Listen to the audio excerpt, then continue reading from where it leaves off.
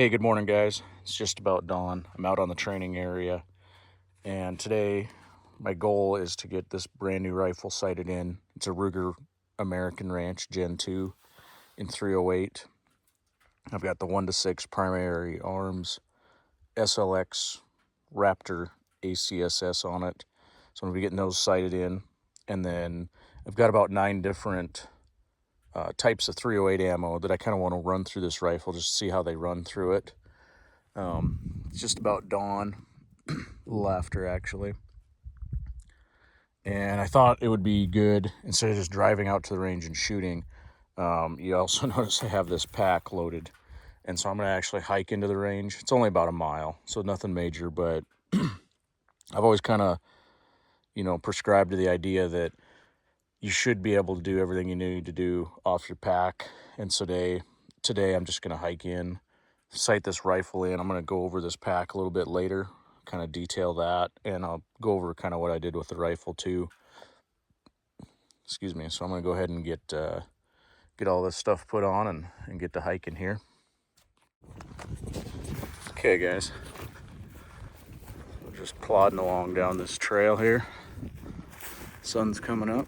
It's a nice morning. Breeze always comes up right around dawn. It's nothing too uncommon. It should hopefully die down later though. Either way, it's fine. I can shoot in the wind too, don't matter. Especially with this reticle in this ACSS with the 5 and 10 mile an hour wind holds. Be interesting to try them out actually. And so I'm a big fan, kind of getting into the philosophy side of things here. You know, you're training, whenever you get the time to go out and train, I don't care what kind of training what we're talking about here, you really need to maximize the use of your time and kind of have some clear objectives in mind. The main one for me today, of course, is getting this rifle sighted in so it's usable, but also evaluating which kind of ammunition seems to feed well through it, or shoot well through it rather. A short barreled 16-inch 308 rifle's kind of, it's in that general purpose rifle kind of category, right? Like my practical bush rifle concept. And so with 308, there's such a variety of rounds available for 308 for so many different uses that I wanted to kind of evaluate a few of the different ones I have. So I've got some lighter weight, what I would consider lighter weight, because I'm used to shooting 175s mostly. So I've got some lighter weight ammo, some 150 grain, a couple different hunting rounds to try. I've got a couple different full metal jacket ball options to try. Then I've got a couple different heavier 175 grain match options to try.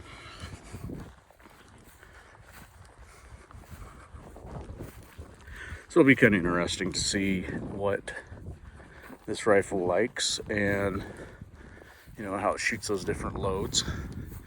It's not a precision long gun, with a 1-6 power optic with a BDC reticle. It's made for terrain like this, 300-400 yard shots. It's a lightweight rifle. Right now it weighs, I think it was 7 pounds 15 ounces, I think, right at 8 pounds, just like how it is right now with 5 rounds of ammo. So you can see why when you get in terrain like this, the big 24-inch barrel, 30 power precision long gun isn't really needed.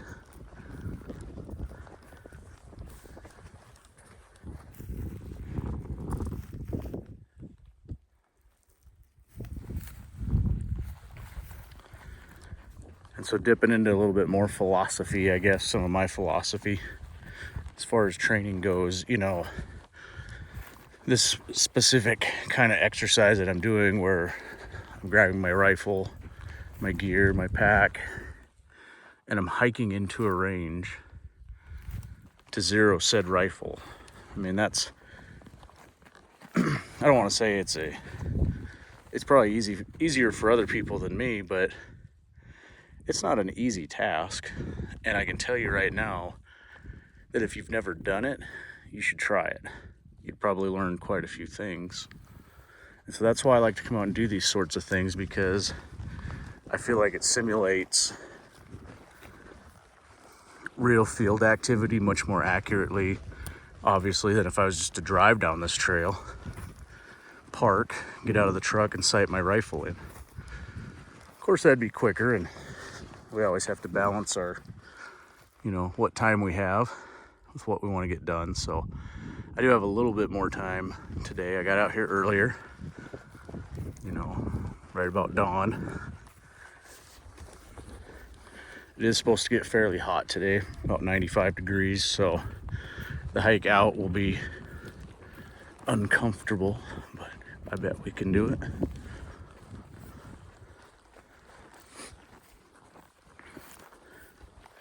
Real quick, for those of you that have been checking out the channel and subscribing and commenting, I appreciate it. I enjoy the discussion and the questions, and there's been quite a few of you that have had suggestions on different packs and other gear. I think that's great. Keep them coming.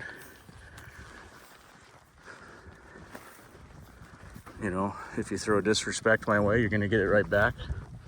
But if you're tactful and are doing it with the mentality of just trying to contribute, I'm all for that, because the methods and techniques that I share are ones that I've gone out and proven, but it doesn't mean they're the only way. By any means, I don't have an unlimited budget of time or money or energy. And so, I've made my choices, and I've gone out and tested them, and some of them worked and some didn't. And I kind of share the stuff with you guys that works. It's not the way, but it's a way, you might say.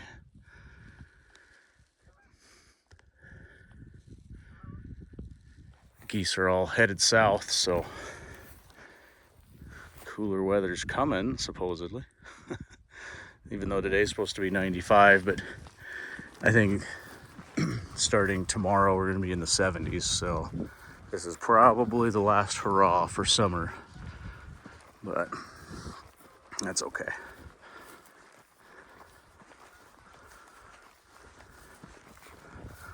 So today I've got the Decker pack frame, if you didn't notice earlier, and I've got it loaded up in kind of a way that I feel is the most efficient way to pack for the field, from what I've found. I'm a big fan of pack frame style packs versus just your normal pack, right? But it does come with some different challenges too. And so hopefully I'll be able to convey all that to you guys later.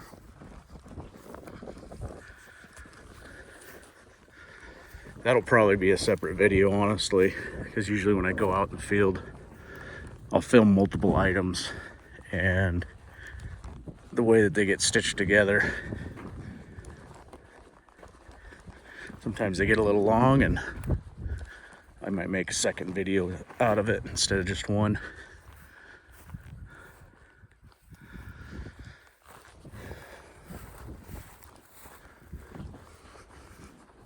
So right now,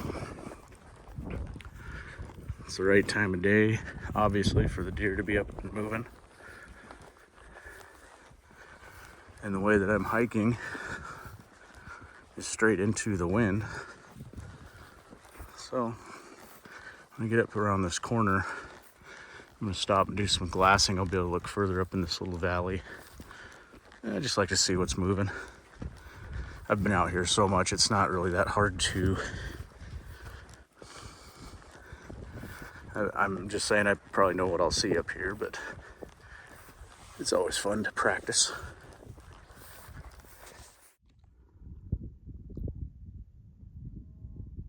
So I'm just glassing these hillsides up through that valley and around. And I can tell you, I don't know, there's something, can't think of the word off the top of my head, but there's just something, I don't know, calming and relaxing about glassing in the morning.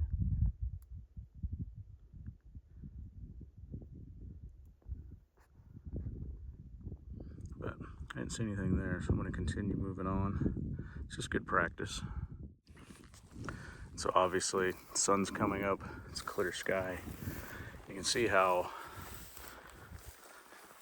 these junipers cast these nice long shadows. So since I'm heading into the sun, it's very hard for me to see up there, you know, without blocking the sun. And so getting in these shadows both helps me to see a little better, but it also helps conceal me, because when you're walking into the sun or walking around in broad daylight, you stick out like a sore thumb. I mean, you can have all the cool guy camo in the world. It helps, but you want to stick to the shadows as best you can, and sometimes that might mean leapfrogging from the shadow of one tree to the next to keep yourself concealed. All right, guys, almost to the range. Sun's fully up, so I just thought I'd stop here in this shade for a minute and cool off. Be the last little bit of shade I get for a while. As soon as the sun finishes coming up over here, there won't be any here either, so just thought I'd stop and drink some water real quick and cool off. So speaking of water, so when I'm hiking, especially with a heavier load, something that I may not want to take on and off all the time, I like to have some water source easily accessible. I really like these little bike bottles on this Decker pack frame. Camelbacks work too, but the way I've got this pack loaded, a Camelback really, I don't know. I'm not a big Camelback fan anyways. I don't like worrying about whether my hydration bladder is going to break. Kind of see how the rifle is slung nice. I've got a prototype product that I'm working on here on my to help hold that sling in place. It's working pretty good. Just keeps it so that the rifle's not trying to slide off your shoulder. You know, here I'm walking, you can see the sling right here.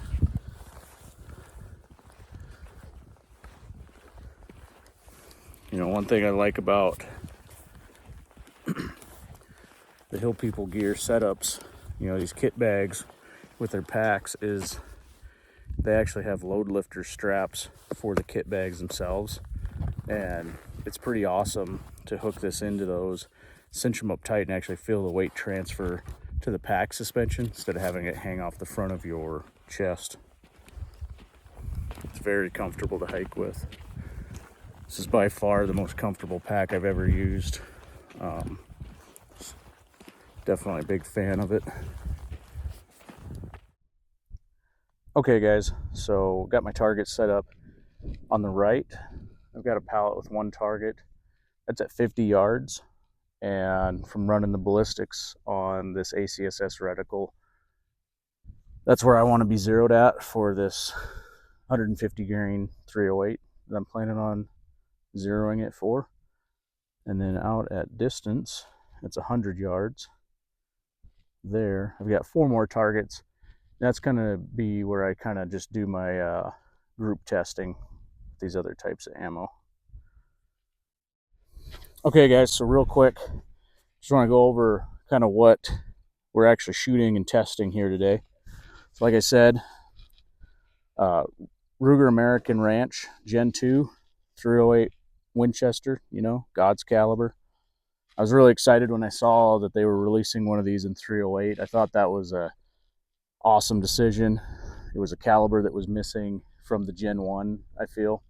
I like my 6.5 Grendel, don't get me wrong, and there's some very, you know, when it comes to being able to carry more ammunition at a lighter weight, I think the Grendel has this beat. but there is the undeniable factor of the energy that the 308 packs. And for heavier game, talking elk, moose, and for dangerous game like bears, having that extra energy is just, you can't argue with that. And so now I have both, and that's why I've configured this one. Very similar to the Grendel, still got the stock pack, the Triad tactical sling, the down under support. I went with a Magpul MS1 sling again, set up in kind of that uh, like loop style configuration that I like to do. This is the MS1 Lite though. It's made out of lighter webbing, thinner, lighter webbing, so I kind of like that. Still attached with regular, QD swivels with the pick mount up front. I did change out from the factory. This came with a muzzle brake. Not a big muzzle brake fan unless you're shooting something bigger than like a Magnum rifle. I fired 2 rounds out of that thing. It about ripped my eardrums out. So I put just the old school A2 bird cage on there. I don't know. Maybe it's just me, but there's something sexy about an A2 bird cage.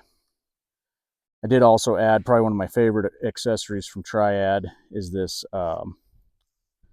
can't think of what this is called. This is like barricade pad. It just gives awesome grip on the rifle. Ruger made some great improvements on the stock of the Ranch, and I believe the other Gen 2 Americans have the same stock as well, but I really like this stock compared to the Gen 1. The Gen 1's was okay, but they made some nice ergonomic improvements. It actually has interchangeable comb heights and also your length of pull. Haven't really played around with that much yet. I've got my standard stock pack on there with some cleaning gear and spare battery for the optic, wrench for the rings, and then eventually I'll have, once I get it developed, I'll have my ballistic data card in there as well. And I might try something different on this rifle, kind of a cool product I'm working on. I'll show that off too when I get it set up. Up top is just the factory base from Ruger. We've got the 1-6 primary arms, ACSS. This is the SLX, the silver. I haven't ever had a silver line primary arms. That's the more economical option. Normally I go with the gold or the platinum. But I wanted to try this out because I've heard so many good things about these, and they're at a price point that I feel like a lot of my readers and viewers and students could benefit from. And so I kind of wanted to get one so that I have some of my own data pertaining to this particular optic. It is lightweight. It's got the ACSS Raptor, which is a 5.56 and 308 BDC reticle. And it's a very heavy reticle, which I like out in the field. Some reticles get too fine, and when the lighting is poor or the target or the backdrop behind the target is dimly lit, you can't find your reticle very easy. And I love the nice heavy chevron that these have. And then of course it's got the BDC out to 600 yards with 5 and 10 mile an hour wind holds. I mean, it's a hell of a package. I like the fact that the turrets are capped. They're not an exposed turret, because this is the kind of optic you shouldn't have to dial. You get the thing zeroed, you cap the turrets, you leave them alone. All right, you shoot with the BDC. That's really kind of how I like to shoot all optics. I like to shoot the reticle. I don't really like to dial if I don't have to. All right, so let's talk about the ammo. So being how this is a 16-inch 308, this is kind of a general purpose rifle. It's not a long-range precision rifle. It's not a tactical rifle. It's not a hunting rifle. It's just a throw it in the truck and let's go shoot something rifle, okay? And so I feel like it should be able, hopefully, to handle a variety of ammunition well. I don't expect it to shoot the lights out. I expect it to shoot like I would expect any other 16-inch 308 kind of, fighting rifle. That's kind of what I'm looking for here. Not that I am saying this is a fighting rifle. I'm just saying that's the level of accuracy. If it can hold 1 MOA with any of these bullets, I'll be thrilled. Okay. And so first up, I've got some Wolf Military Classic. I don't even know if you can get this anymore. It's 168 grain full metal jacket. I've got some PPU 145 grain M80 ball. Got some Winchester 147 grain FMJ. And so that's kind of our, what I would consider like surplus or ball ammo selection there. Good for training and just general defense. I mean, I wouldn't want to get hit with a 147 grain 308 round, even if it is a full metal jacket. Over here in our hunting, I've got 2 loads, and there are boatloads of hunting loads for 308s. Like, I could sit out here for weeks testing ammo. The first one is just the Federal Power Shock 150 grain soft points. Very common at pretty much every retail store that sells ammo. And then the Hornady Super Performance 150 grain SST. And I'm kind of excited for this one. This is what I'm actually going to be zeroing the rifle to.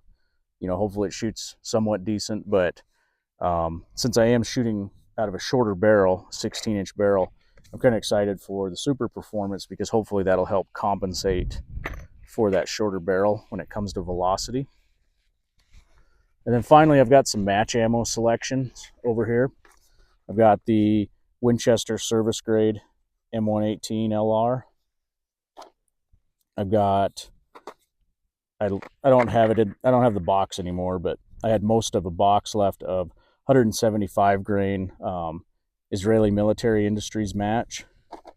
And then I've got my own 175 grain M118 clone hand loads that I've made. So we're going to try all 3 of those, see what they do.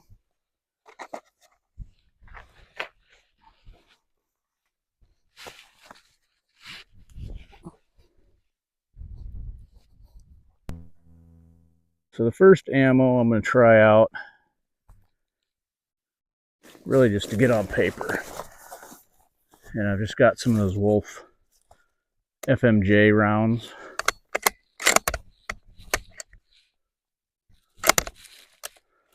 You know, one thing I really like about this new Gen 2 is the 3-position safety. So it locks the bolt when it's on safe. Love that.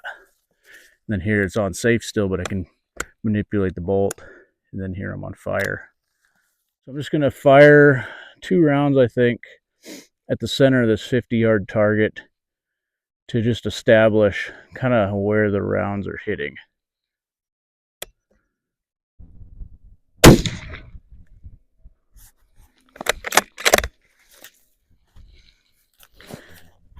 Square up a little better here.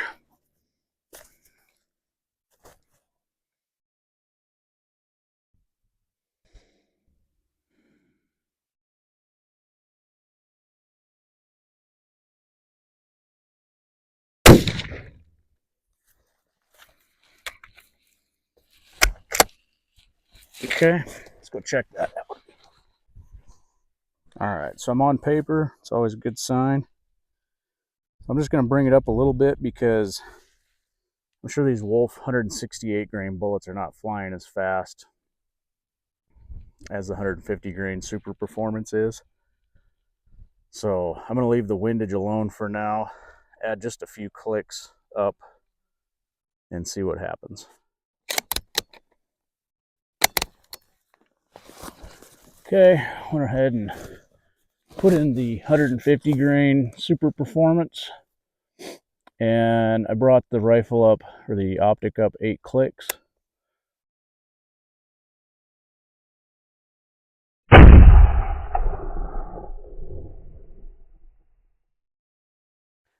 Okay, so I went ahead, first 2 rounds with the Wolf are the ones that got the green marks here.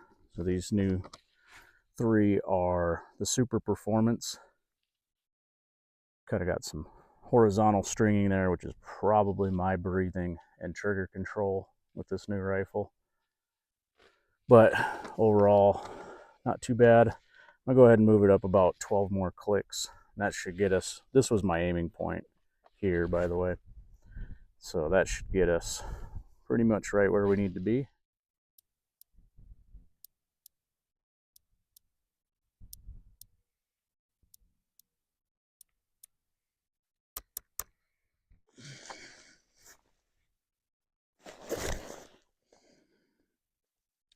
So this optic, being the SLX line, has cheaper glass, obviously. But it's still good enough I can spot the individual bullet holes at 50 yards, even when they're in the darker colored parts of the target.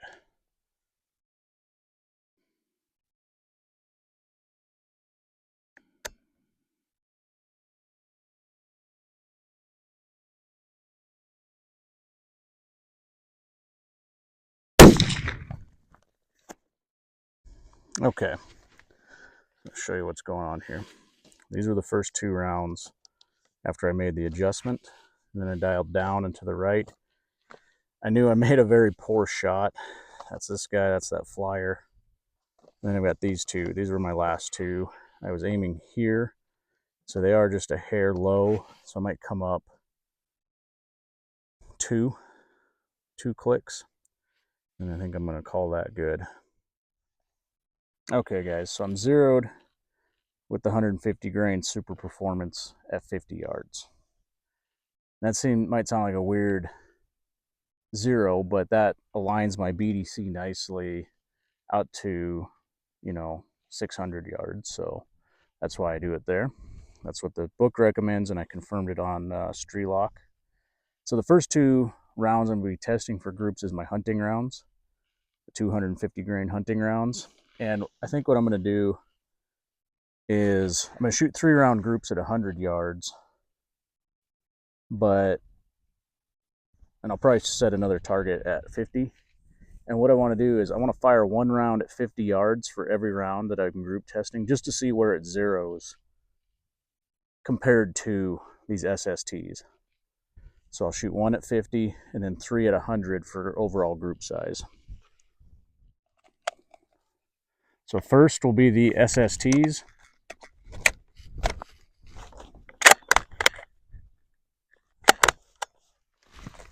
I'm going to do the 1 at 50 and 3 at 100.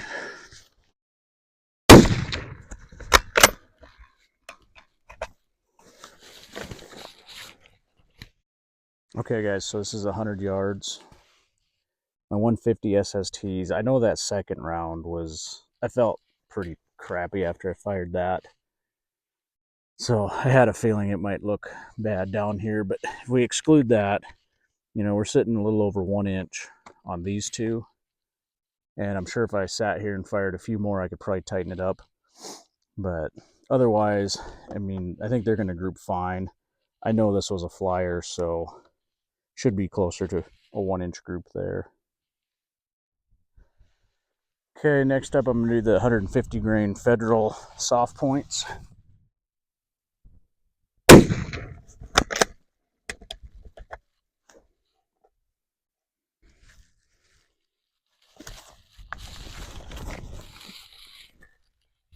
Okay. Now I'm going to do the 145 grain PPU M80 ball.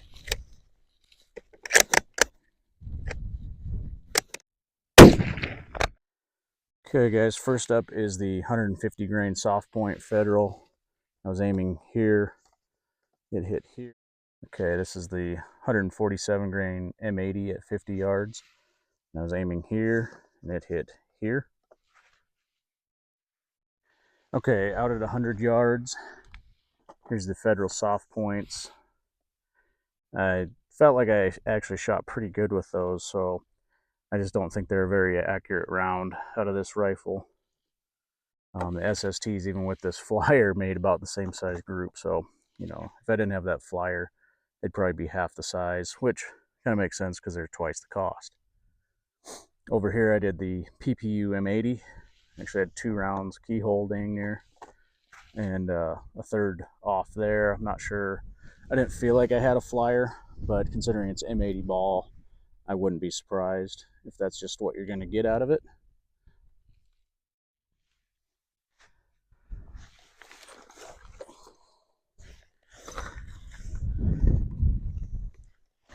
Okay guys, real quick, so that's the PPU that I just fired, and then next will be the Winchester, and then the Wolf.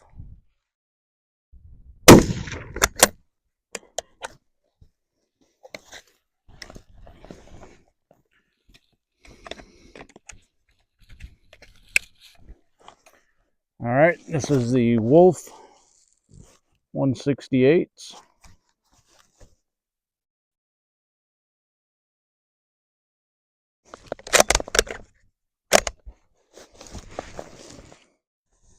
Okay guys, at 50 yards, this is the Winchester 147. Of course, I was aiming here. I'm going to use the same aiming point on all these. So I was aiming here, and then the Wolf hit here, so not too bad. Okay guys, now at 100 yards, I was aiming here. This is the Winchester 147 grain. There's 1, 2, and a third one there. Sorry, I don't know if you can see that. 1, 2, and 3. Then the Wolf 168. 1, 2, 3. I was aiming there. Okay guys, next up is our match ammo comparison. First will be the 175 grain IMI match. And I believe that's a Sierra Match King or something similar to it. Next will be the Winchester M118LR service grade.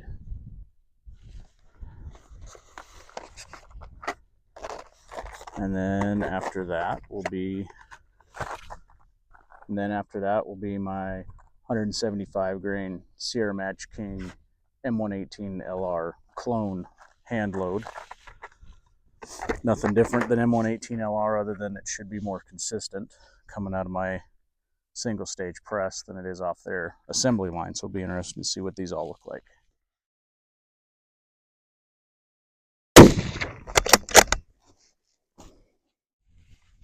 Okay, 50 yards. The IMI 175 is there, and the Winchester 175 is there. I use the same hold on both targets, and they both actually shot very similar to each other.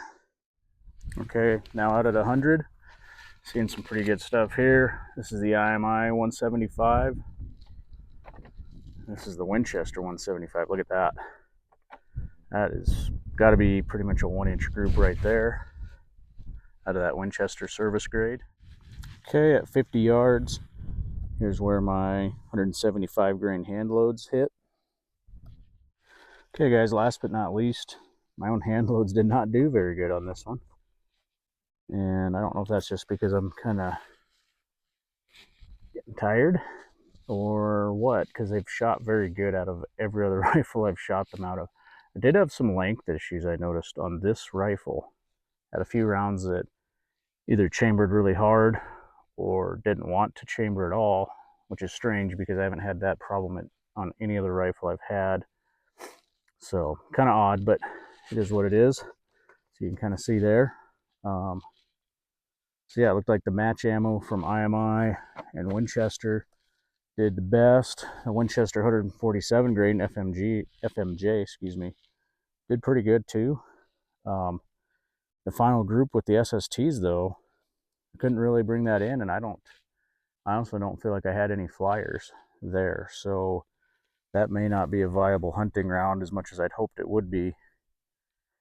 And the federal soft points are not probably going to be a very acceptable round either. This is about 3 inches right here. And so, probably figure that's about 3 inches there too. I'd like to see obviously as small as possible, but I'd accept probably under 1.5 inch group. Now, some of you are going to say 1.5 inches, that's humongous. But what you have to understand is this is field shooting conditions, not manicured range conditions with a lead sled. With a guy that's kind of tired who hiked in this morning using a 6-power optic, shooting off his belly with a bipod. Okay, so don't look at my results today and draw conclusions on this Ruger rifle. I'm sure it's capable of much more accuracy than what I'm able to produce today. But, when you're out in the field, you have to be willing to accept much larger group size because of all the variables that get introduced. You know, a perfect range day is few and far between. Now, I don't have much wind, can't blame anything on the wind today, and I'm still able to shoot from a, you know, a good supported prone position.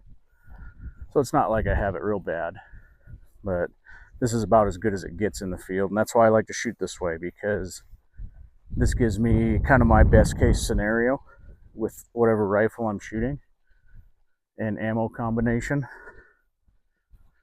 It seems like this rifle seems to prefer, for the most part, the heavier rounds. And so I may look at some hunting rounds that are a little bit heavier, although they're going to be slower too. So that's something I have to kind of research a little.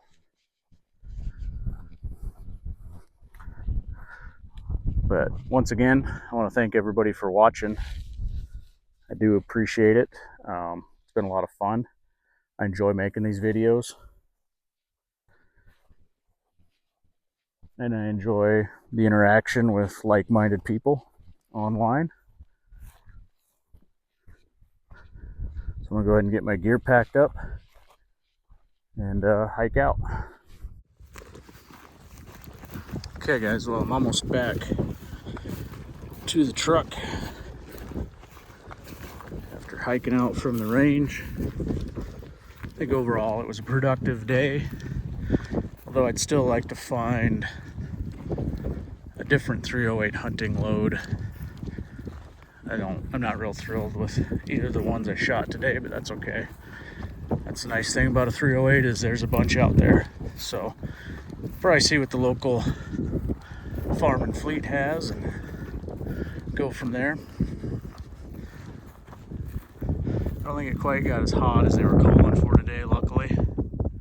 Got a nice breeze too, so that helps. But anyways, thank you guys for watching. Thank all of you for subscribing and swinging into the store. We've got the online store up now. You can get knives, solar compass patches, hoodies, hats, and of course the Team Leader Fieldcraft knowledge cards. I think those are a must-have item for anybody looking to develop their field leadership skills. It's 15 cards that are laser engraved, completely waterproof on metal cards, so that way you have solid fieldcraft knowledge with you wherever you go. But pretty much back to the truck now, so thank you guys for watching and have a good day.